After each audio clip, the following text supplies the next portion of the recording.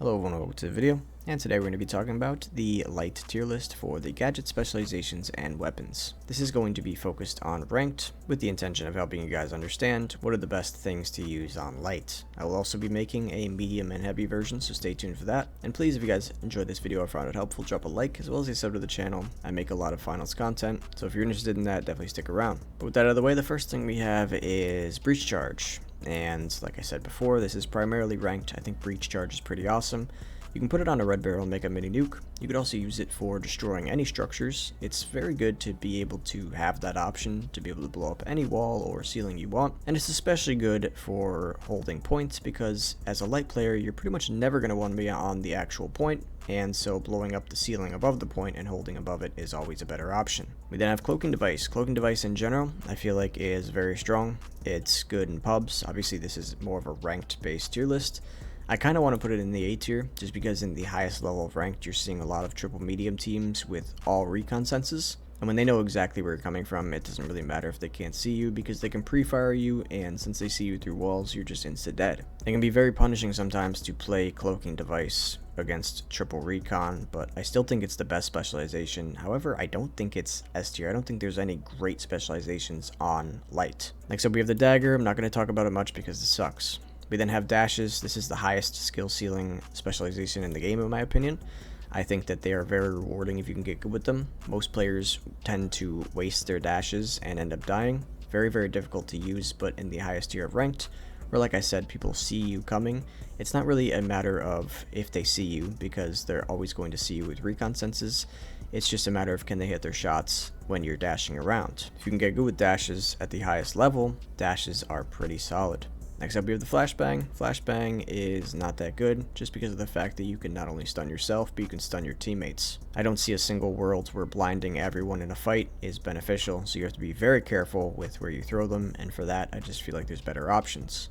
We then have the frag grenades. I'm very biased. I like frag grenades a lot. I think if you can get good with them, they will treat you right. You really can't go wrong with frags. They're on every class, and they are really good to use, especially because they don't have an indicator, so a lot of times people don't know if they're standing on them. Next up we have the gas grenade. As of right now on light, I feel like playing time on points and stalling out points is very, very good. Gas grenades are good at stalling points. I don't think that they're the best option, but I still think that they're solid and kind of viable. We then have glitch grenades. Glitch grenades are going to be your bread and butter, especially in the higher tier ranked. It is great at stopping heal spam. It's great at stopping the multiple heavy teams that have multiple shields. Glitch grenades are easily the best part of the light kit.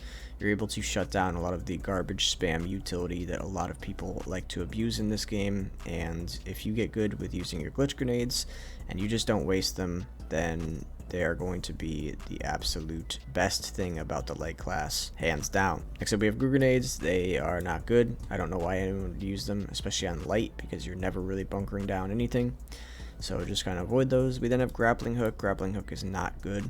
It is just probably one of the worst specializations in the game. We then have the M11. I think the M11 is great. It just got a recoil buff, so you're able to control a little bit better.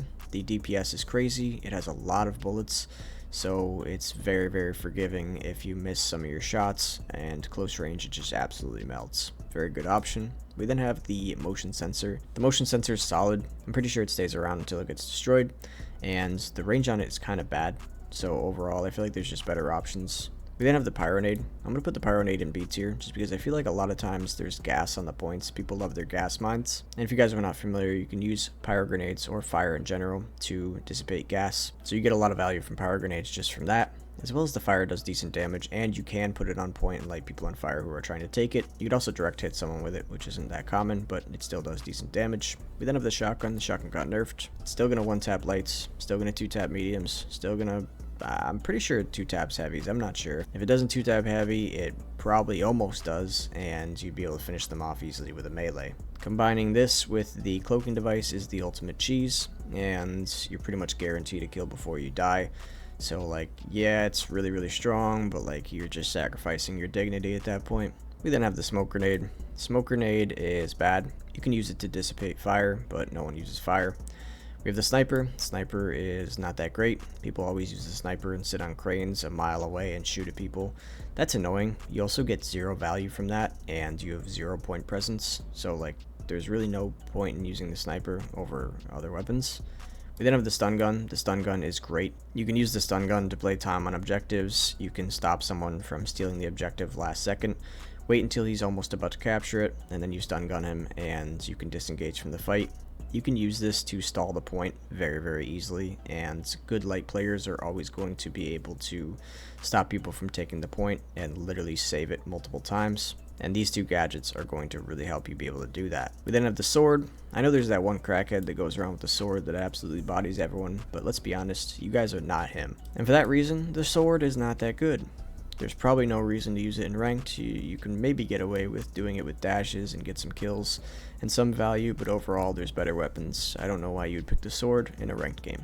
We then have thermal vision. If we're talking pubs, thermal vision is like S tier because there's always more lights in general in pubs, and also they're always running invis. So being able to see half the lobby that's invisible is very valuable. But in ranked, no one ever uses light.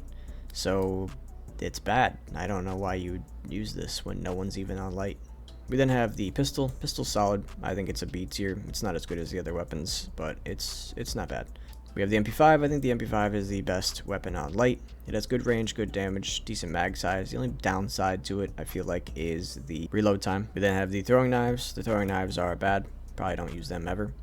Then we have the vanishing bomb. If we're talking just strictly the potential of this, because you can cloak your teammates while they're stealing the point, this could be pretty decent, but I mean, the reality of it is it's just not great, and I feel like there's just better options overall. For some reason, this tier list also doesn't have the LH1, but I would put the LH1 in the A tier, probably the bottom of the A tier. I don't think it's as good as these two, but the LH1 does insane damage, and if it had a red dot on it, or maybe the recoil didn't jump up so much, that weapon would be the best weapon in the game. But that concludes the tier list. If you guys found this video helpful, make sure to drop a like on the video, as well as a sub to the channel. Like I said, I make a lot of finals content, so stick around for that. But that's pretty much it for me today, so thank you guys so much for watching, and I'll see you next time.